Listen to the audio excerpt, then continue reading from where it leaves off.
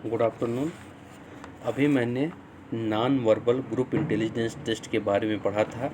अब जब हम बुद्धि परीक्षण कर लेते हैं, चाहे व्यक्तिगत बुद्धि परीक्षण करते हैं, चाहे सामूहिक बुद्धि परीक्षण करते हैं, उसके बाद हम उसकी बुद्धिलब्धि ज्ञात करने का प्रयास करते हैं। उसकी बुद्धिलब्ध आईक्यू क्या है। तो बुद्धिलब्धि और इसके पहले मैंने बताया था आपको मानसिक आयु, मेंटल एज, ये दोनों ही महत्वपूर्ण हैं और कई बार परीक्षाओं में पूछे जा चुके हैं। मानसिक आयु किसे कहते हैं, मेंटल एज किसे कहते हैं और बुद्धिलब्धि किसे कहते हैं। तो मानसिक आयु के बारे में बता दिया था, एक बार फिर थोड़ा सा बता दे रहा हूँ। मानसिक आयु का विचार सर्वप्रथम बिने ने प्रस्तुत किया था। इसका प्रयोग 1908 में प्रकाशित अपने बिने साइमन मापदंड में किया।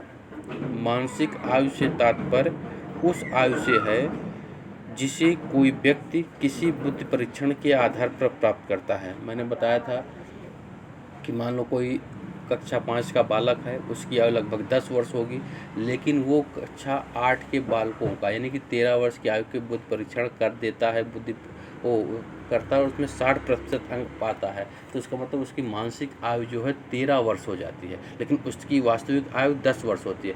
लेकिन कोई बच्चा कक्षा 5 के हो करके और कक्षा 3 का हल नहीं कर पाता है, तो उसकी मानसिक आयु 2 साल कम हो जाएगी। उसका मतलब मानसिक आयु उसकी 8 वर्ष होगी। इस तरीके से हम मानसिक आयु की गणना करते हैं।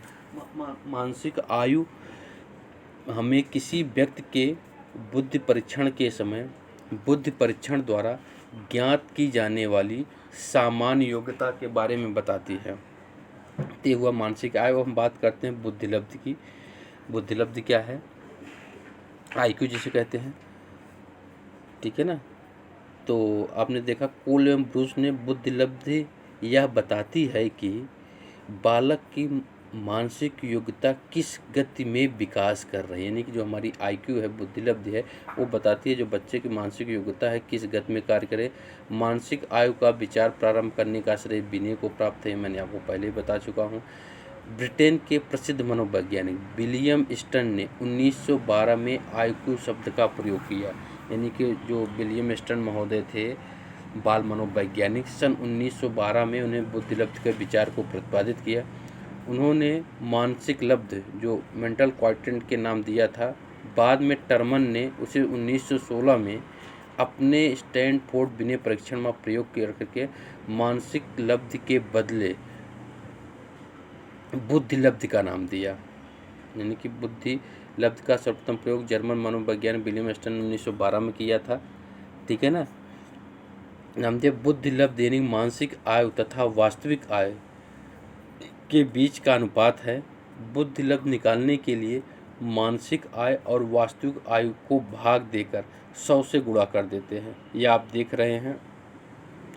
लेकिन विलियम स्टर्न ने जो 1912 में अपना किया था उसमें मानसिक आयु और वास्तविक आयु और उसमें भाग करके जो है उसका जब 1 आता था तो बुद्धिमान माना जाता था, 1 से कम आता था तो उसे हम कमज़ोर मानते थे।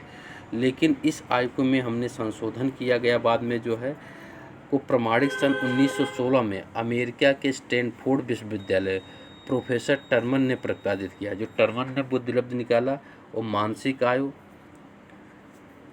को वास्तविक आयु से भाग देकर और उसमें 100 से गुणा करते हैं, तब जाके बुद्धिलब्धि निकलती है। ऐसे मानसिक आयु बटे वास्तविक आयु गुणे 100, IQ बराबर MA/C/100 है, ठीक है ना। तो कहने का मतलब ये है। अब हमें मान लो किसी बच्चे की मानसिक आयु 12 है और उसकी वास्तविक आयु 10 वर्ष है, तो उसमें हम 100 से गुणा करेंगे तो जो आंसर आएगा 120 आएगा, यानी कि उस बालक की जो बुद्धिलब्धि है 120 है। तो 120 जब उसकी आएगी तो इस चार्ट के माध्यम से हम देखने जो बुद्धिलब्धि का वर्गीकरण टर्मन ने वर्गीकरण किया है बुद्धिलब्धि और आयु का, वो ये है कि इसमें अब 120 देख रहे हैं ना, 120 140 तक प्रखर बुद्धि वेरी सुपीरियर आ रहा है। यानी कि प्रोफेसर टर्मन ने अपने सहयोगियों की सहायता से आयु का जो वर्गीकरण किया है वो इस प्रकार है। देखिए 25 से कम, अगर 25 से आपकी आईक्यू लेवल कम आती है तो जड़ बुद्धि आप कहे जाएंगे, जिसे इडियट कहते हैं, मूर्ख, ठीक है ना। 25 से 49 तक है तो आप मूढ़ बुद्धि हैं, जिसे इनफिल बोलते हैं, ठीक है ना। 50 से 60 यानी कि वहाँ 50 से 69 तक हैं तो अल्प बुद्धि किसे कहते हैं हम जो है मूर्ख जिसे कहते हैं मूर्ख बुद्धि जो है।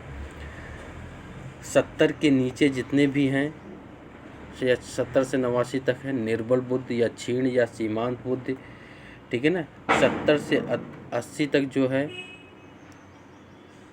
नहीं 80 से 89 तक वो सब मंद बुद्धि में आते हैं, ठीक है।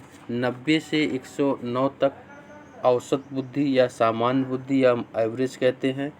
110 से लेकर के 119 तक 110 से लेकर 119 तक प्रखर बुद्धि जिसे तीव्र बुद्धि कहते हैं। और 120 से लेकर 139 तक अति प्रखर बुद्धि, ठीक है ना, वेरी सुपीरियर। और 140 के ऊपर जो सब आते हैं वो सब प्रतिभाशाली छात्र होते हैं।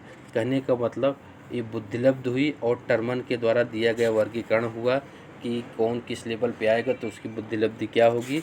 ये हमने जो है आपको जो है बुद्धिलब्धि की और मानसिक आयु के बारे में बता दिया। अब आपको कल हम व्यक्तिक और सामूहिक बुद्धि परीक्षण के बारे में अंतर बताएंगे और इसी के साथ ये बुद्धि परीक्षण का टॉपिक समाप्त हो जाएगा। धन्यवाद।